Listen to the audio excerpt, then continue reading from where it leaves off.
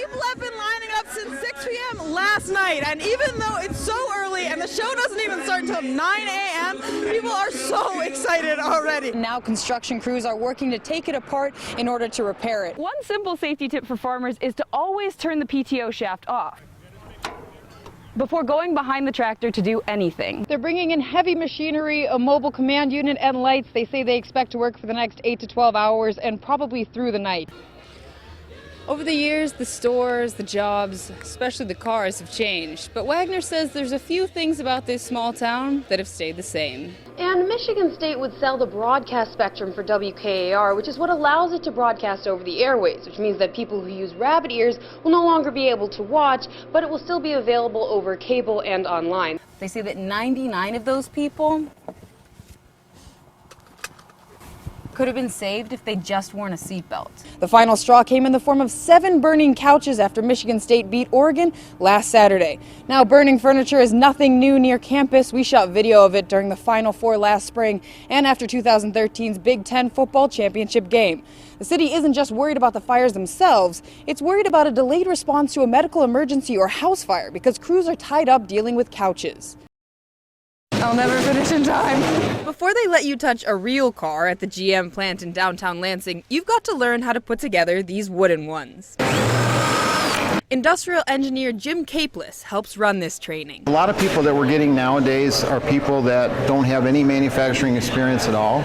So here's an opportunity for them to get a feel for what it's like to put a part on a car, actually operate a tool, understand quality, and making sure that they do the job correctly. With the new Camaro line, GM added 450 jobs this summer. Many of the employees were recalled, and all of the newbies, including Tiffany Schuler, came through here. It's actually a little bit overwhelming. Team leader Jason Smith says it's designed to be. The best thing you can learn from this is don't be afraid to ask for help. A lesson I learned the hard way.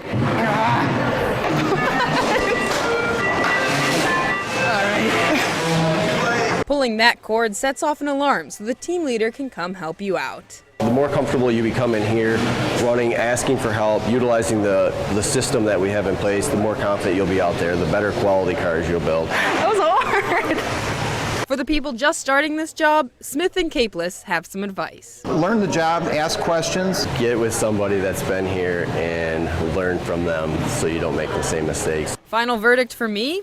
They said if this news thing doesn't work out, I've got a job on the line. In Lansing, Faith Miller, News 10.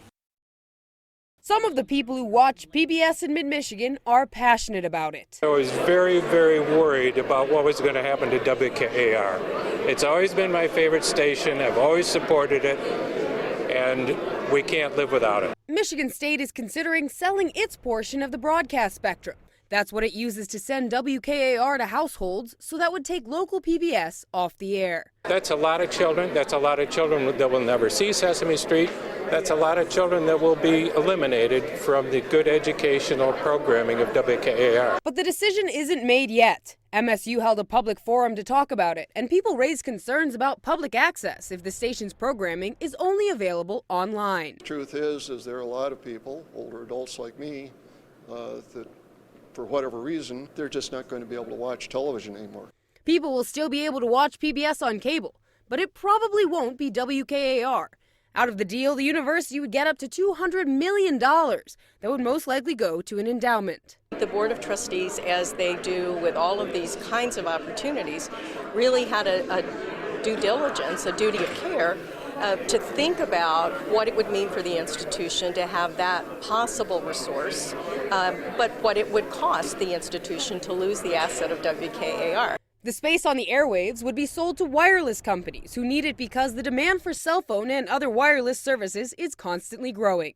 In East Lansing, Faith Miller, News 10. Bath Township Police got a call, and a minute later, 2 officers were on the scene. We could see the woman submerged in the water and a dog in the water with her as well. She'd been out in the freezing water for at least 15 minutes. The officers tried to walk out to her, but the ice was too thin. They started to crawl. We knew she was in immediate danger, and we had to act immediately or else she was going to be in even more danger. But beneath Officer Michael Lapham, the ice cracked. My first thought I remember was, uh-oh. Yeah. And as soon as I went under the water, I knew, I need to get at least a hand up so I can find the hole so I can get back out. I was able to give him my hand and pull him out of the water. To get the woman out, the officers needed a rope and help from other police and fire departments. They pulled her and her dog to safety. It was awesome that we saved her, but if it wasn't everybody else pulling together, if it wasn't for everybody, I don't think it would have happened as well as it did. The ice is just starting to form on mid-Michigan lakes.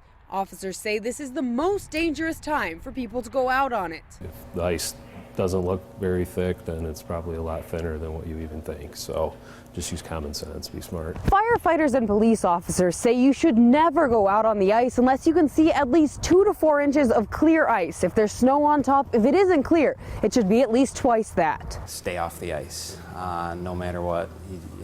Stay off the ice. If you have an animal, go out there, or even somebody else, stay off and call for help so we can bring the equipment we need to save everybody. The woman and her dog are both expected to be okay.